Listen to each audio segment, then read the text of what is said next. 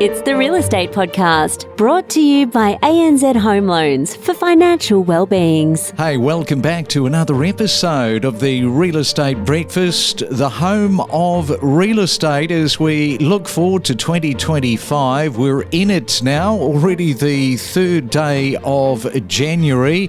Hope your holiday is going well. I hope you're putting your feet up. Boy, didn't we have a really big year for 2024 last year.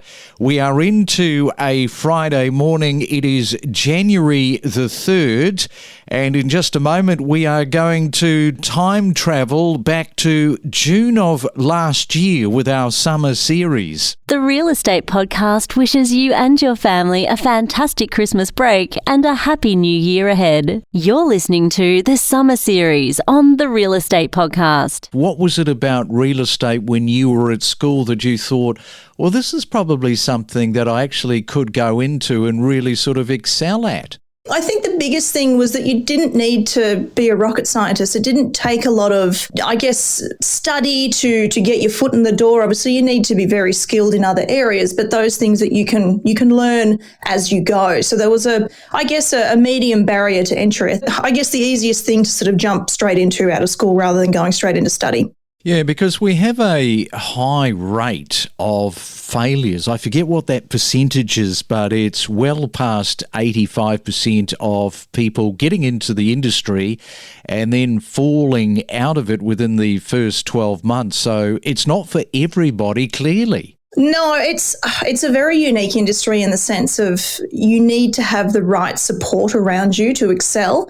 And it is in a lot of different areas, very sink or swim. And I think I was very grateful that I had a lot of support, which propelled me into the direction that I felt very supported and I could do good things in that space. Well, especially when you've decided to bite the bullet and set up your own real estate company at such a young age. Oh, thank you. Yeah, an opportunity. I think both me and my business partner decided we've been in the industry very similar timelines and thought that there was an opportunity for us as young individuals to make a change and do things differently and do things better, which is very exciting. I guess that's what it's all about, isn't it? It's finding your own sort of rhythm and the way that you're interacting with people, because some people decide that for whatever reason they'll go into real estate, but they're not really good communicators, and you do need to be able to talk. Absolutely. I think it's the number one skill to have, and I think that will propel you more than anything else, is being able to have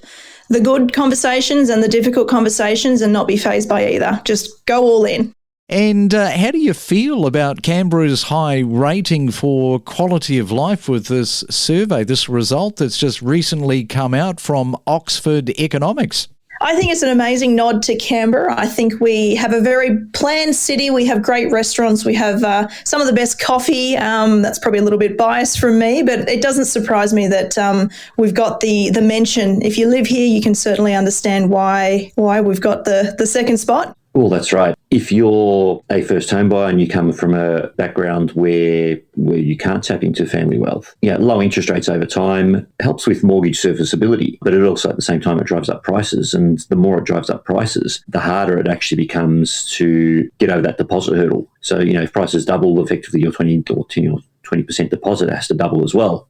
And so it becomes harder for people who haven't actually got any wealth to tap into to actually just get on that first rung of the property ladder to pay that deposit and buy a property, even if they are potentially in circumstances where low interest rates might have helped them with mortgage serviceability. They just can't get that foothold in the market to start with.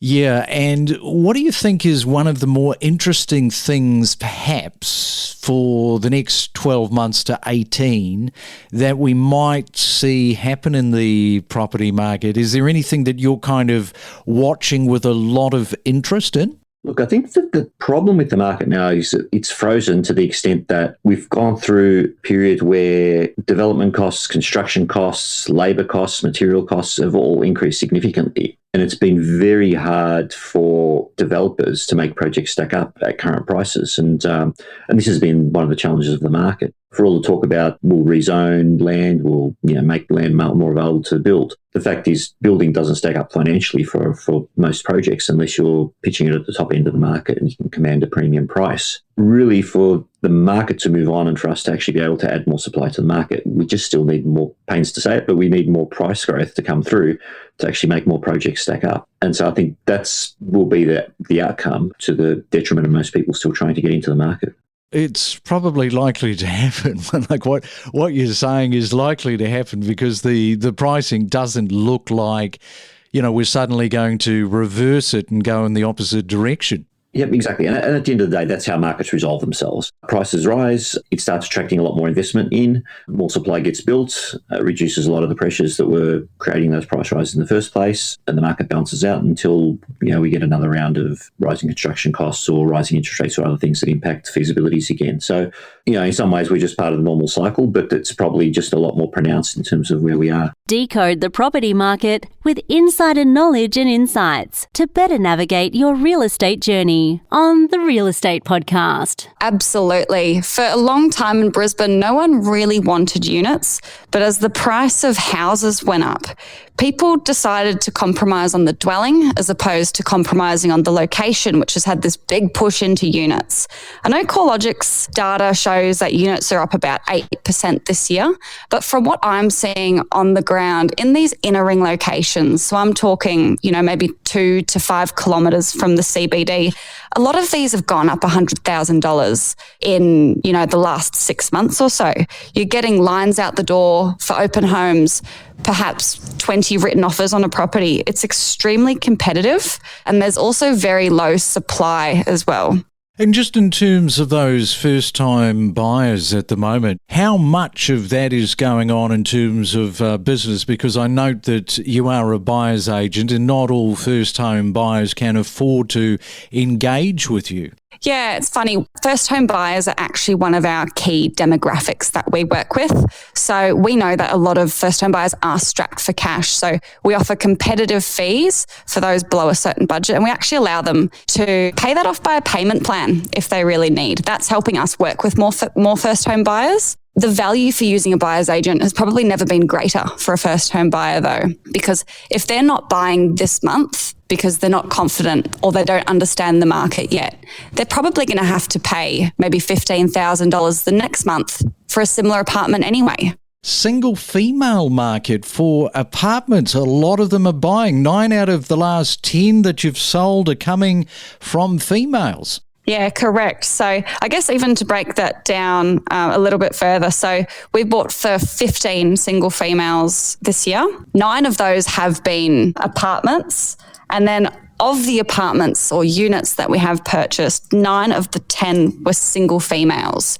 What we tend to find is that security is a big issue for single females, and also the ability to lock up and leave the property. Another thing that we do find quite common, and often why people engage people like us, is because they also have the added complexity of needing to bring their dog or pet into the property. So perhaps they need garden space or a bigger balcony to be able to suit the dog, as well as clauses put in the contract to ensure that the dog is allowed. So yeah, we're seeing a massive shift of single females buying apartments. Is that security question, has that sort of come up a little bit more in the last few years, do you think? I haven't seen it come up anymore, actually.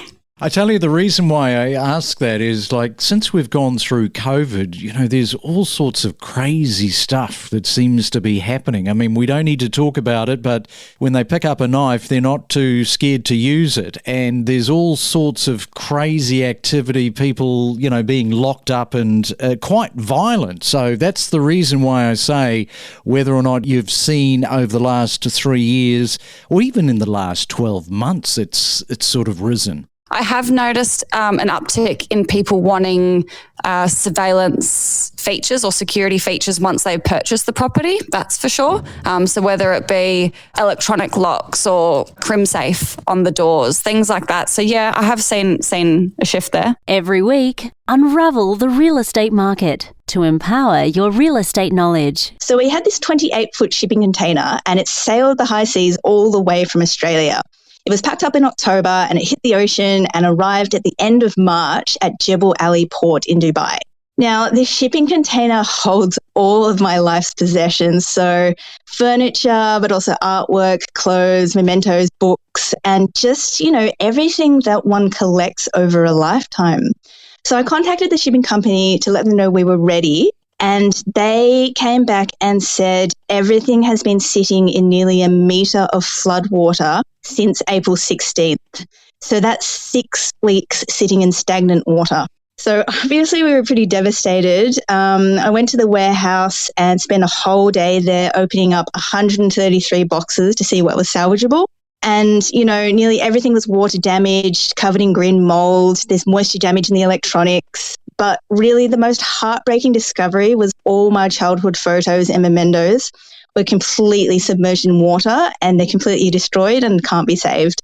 Oh, no. I mean, that is a terrible story, isn't it? Especially off the back of having bought your apartment. You moved, of course, into Dubai, this whole new life, and to lose all of that personal stuff. I mean, that's extremely devastating.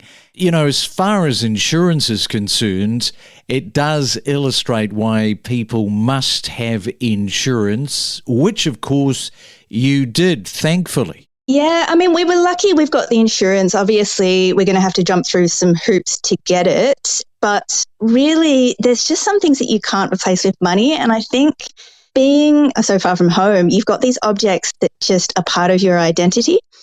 So, I've gone through a range of emotions, anger, sadness, but you just have to look at the bigger picture. And there are so many people in the world, particularly in this region, who are going through so much worse, who have lost absolutely everything. So I am actually grateful that I've got my health, that I'm safe, and that I've got so many family and friends. Now, I have to ask the question because some people might be wondering, did you manage to back up all of those childhood photos? Well, unfortunately, no. So I had the originals, and then people from the 80s might remember in the back of an album, there's a little pocket that says negatives. Mm-hmm. You put your negatives in there, but they're in the same place. So if one gets destroyed, so does the other. Yeah, well, that sort of leads me on to just your personal situation. Of course, the bad news about the shipping. That's one thing. Then we've got your first summer in Dubai. So how do you think you're going to actually cope with this heat? Well, it's hot. It's beginning of June and it's already personally getting quite unbearable out there. So I was curious. I looked up what the hottest temperature ever recorded in Dubai was. This only happened last year on July 16th. The bulb hit 49 degrees. And the thing is that we often see this feels like temperature on our phones, which is usually higher. So this feels like temperature. It takes environmental data like the ambient air temperature, relative humidity, and the wind, and then it gives us what it actually feels like, which is probably about 60, 65 degrees here in Dubai. How acclimatised do you feel at the moment? I suppose it's really hard to sort of gauge that because we haven't really hit the peaks yet. Really not at all. I mean, I'm from Australia where it gets pretty hot every year, but, we've got the beaches there to cool down where the ocean's nice and cold. So not acclimatised yet, but trying. Let's explore together the power of real estate. We keep you better informed and updated. And back to the breakfast conversation this morning is Mario Volpe, who has some of those locations in mind that do offer some great value regarding buying properties to work from home. So what have you got for us this morning, Mario, where people can do that? I can think of two good areas that would fit this bill. One area is called Barsha Heights. Now, this was formerly known as TCOM. The area is great for remote working because it's really well connected to both Sheikh Zayed Road and the Al Khail Road, and not too far from Dubai Internet City Metro Station. This is important, obviously, in case for connectivity. The location also has good combination of residential apartments and hotel apartments. The other popular area to work from would be Jumeirah Lakes Towers, and this area is served by the DMCC Free Zone. Now, this has 2 metro stations, and there are at least 80 towers within the master community to choose from. And one area is called Uptown, which is destined to be very popular, where residents can live, play, and work. This whole area has been designed for the work from home fraternity, actually. I wonder just how many of these developers are sort of lobbying the government, the land department, in terms of these work from home areas, these designated areas, because they're very quick to pivot, and you kind of wonder whether they're going to open that up over a period of time, maybe in the next 12 months, so that there are more areas that people can work from home. I agree, and they should look at that, to be honest with you, because in Dubai it's all luxury. Sometimes somebody may look at something a little bit more affordable, depending on the area. But these are just the two sort of areas that developers focus on. They don't really focus by thinking outside the box. And I think working from home, especially for some of these industries that it's ripe for that, they would also have a lot of interest. So they're not really thinking, as I say, outside the box and trying to generate more diverse buyer groups, to be honest with you. And since we're talking about developers, Mario, some of these local developers there in Dubai have been fined. Yeah, this is hitting the news wires just a short while ago, and we found out that the Dubai Land Department has fined these three developers, although interestingly, they don't actually name them. They've been fined 500,000 dirhams each for promoting and marketing real estate projects without completing the required registration procedures for off-plan projects. Now, this is in accordance with Law Number 8 of 2007.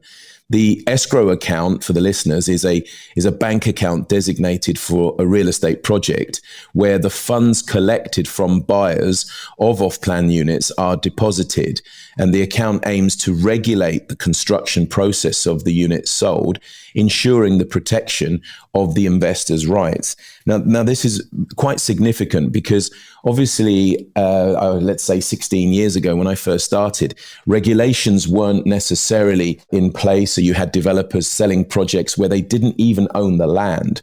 So it was really important that they quickly regulated to give safety to the investors, and that has now happened.